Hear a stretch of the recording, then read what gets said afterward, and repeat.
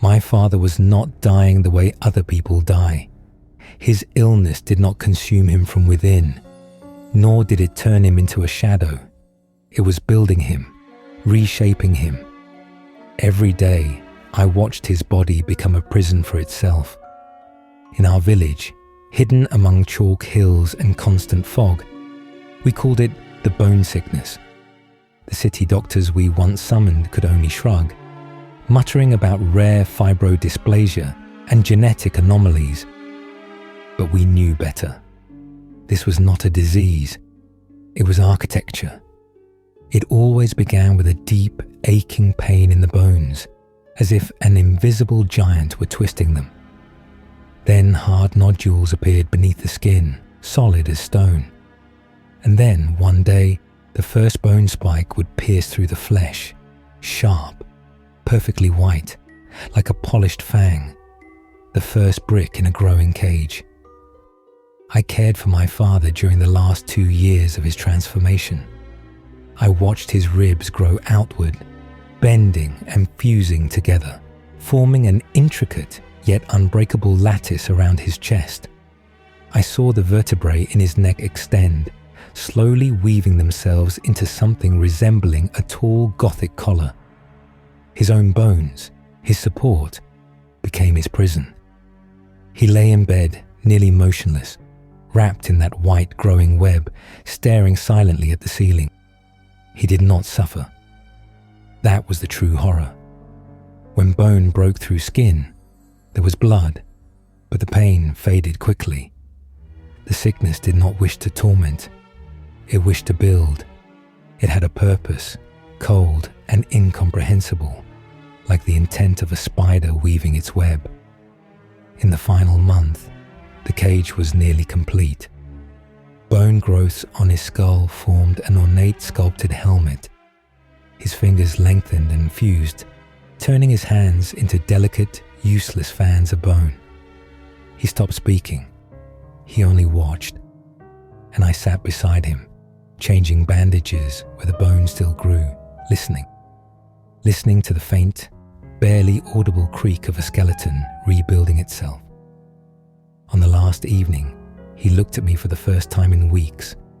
There was no fear in his eyes, no pain, only a deep, cosmic curiosity. He smiled faintly, and I saw the final bone extension from his sternum slowly connect to the rib structure with a soft click. The structure was complete. His breathing stopped.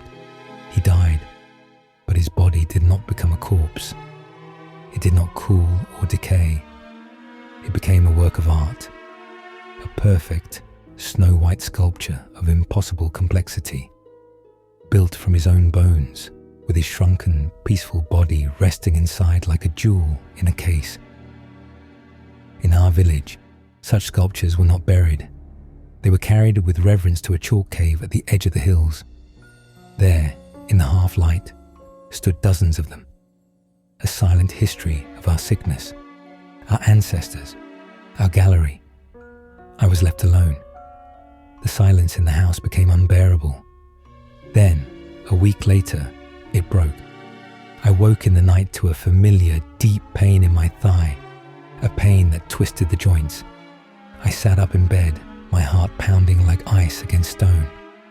I ran my hand along my leg, beneath the skin, on the bone. I felt a small, stone-hard nodule. The architecture had begun in me. I was not afraid. Not at first. I had watched it too long to panic. There was only a dull, fatal acceptance. This was the fate of my bloodline. But now that it was happening to me, I wanted answers. Why? And for what purpose? The first spike pierced my left shoulder a month later. The pain was sharp, but brief. I studied the white glossy fang emerging from my body with a scientist's detached curiosity. I began keeping a journal, measuring the growth, documenting every sensation.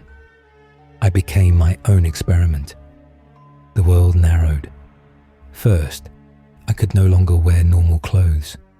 Then, I struggled to fit through doorways. My ribs followed my father's path, reaching outward, seeking to enclose me. I spent hours sitting by the window. I watched the bone extensions in my hands slowly weave themselves into lace. It was beautiful, a terrifying, inhuman, mathematically precise beauty. Then something changed. I was no longer bound to one place, to one body.